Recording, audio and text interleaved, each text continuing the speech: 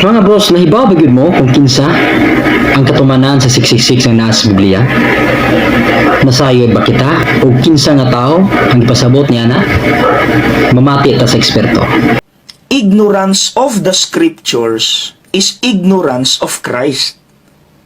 Kung dili mao ang atong pagsabot or pag-interpret sa Bible, mamahimo pong sayop ang atong pag-ila kung kinsa gyud si Kristo ug sayop pod ang atong masulti ngadto sa uban about Jesus. So ang akong itudlo ninyo karon, unsaon di ay pag-interpret sa Bible? Naay upat nga akong mahatag gikan sa among klase. Dayon ang atong gamiton nga example kining na misinterpret gyud 666 nga sumala sa mga wala nakasabot bisan si Adolf Hitler or si Pope Benedict, Pope John Paul II, Pope Francis, mga antichrist nga 666. Sayop man na. Sige, magsugod ta. Number 1 nga pag-interpret sa Bible is ila-ilaha kinsay gasulat. Now, kining 666 naani sa Book of Revelation. Now, ang gasulat sa Book of Revelation si Saint John. Now, ila-ilaha siya. Kini si Saint John medyo naay pagka-artistic, creative iyang hunahuna, mao gani nga ang simbolo nga nag-describe kang Saint John, eagle. Kana bang beyond bitaw ang iyang panghuna-huna. Kanang galupad murag agila. Mao nang kung inyong mabantayan ang Book of Revelation, napuno siya sa mga imahe na mga dragon nga daghan kay ulo. Does that exist? No. Symbolic lang og style sa pagsulat si Saint John. Maunang kanang mga imahe diya nga mga dragon nga naidaghang ulo, mga simbolo lang na wala na nag-exist in reality. Artistic, imaginative, creative lang yun mo sulat si Saint John. Number 2 nga pag-interpret sa Bible, kanus a gisulat. Now, ang Book of Revelation, mga 80 to 100 AD, maunang tuiga gisulat ni Saint John ang maong libro. Now, masabtan ninyo ang number 2, pinaagi sa number 3.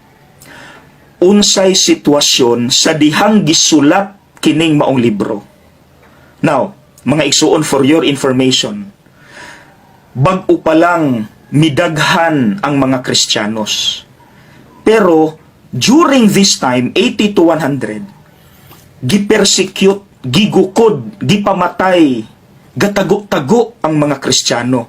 Kay gigukod sa gobyerno sa Roma under ni Emperor Caesar Nero, nga mo'y salbahe nga emperor.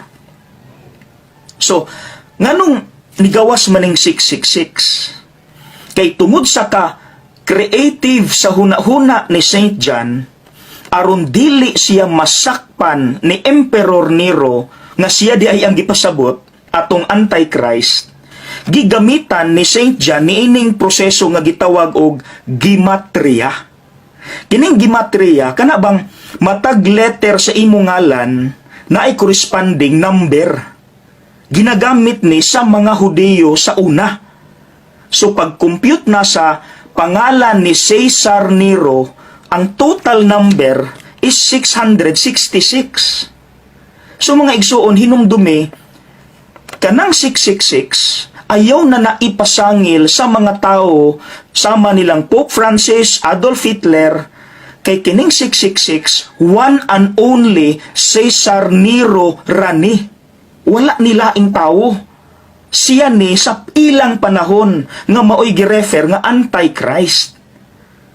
So maunay sitwasyon, salbahe ang emperor, gigukod ang mga Kristiyano, gatago-tago ang atong mga igsuon, kay pamatyon. So karon ang ikaupat, unsa may mensahe or intention sa pagsulat ni John aning maong libro? The answer is, kay Gatago-tago man sila, nahadlok man sila, gilutos man sila.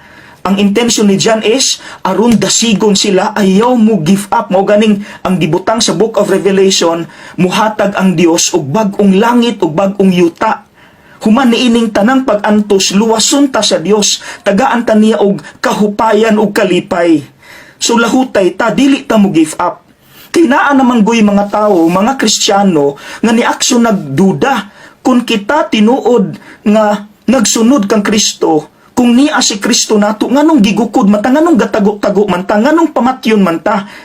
So, naghanang muaksyon untag hawa sa Christianity. Mautong giapas og dasig ni Saint John, ayaw mo surrender. Kaya ang Dios human niinit tanan natong pag-antos, iyatang luwason, dasig ta, dasig. Again, ingon ni Saint Jerome, ignorance of the Bible is ignorance of Christ.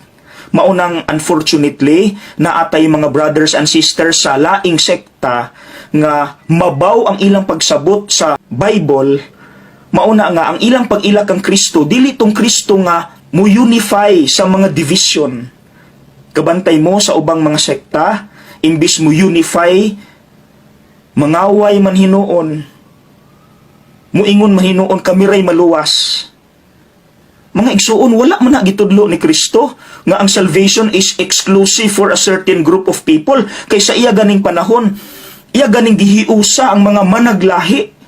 Sumaulagi na, kung mabaw ang atong pagsabot sa Bible, mabaw po ang atong pag-ila kung kinsa si Kristo. Masayop na hinuon ang atong pagtudlo sa ubang tao. Sayang.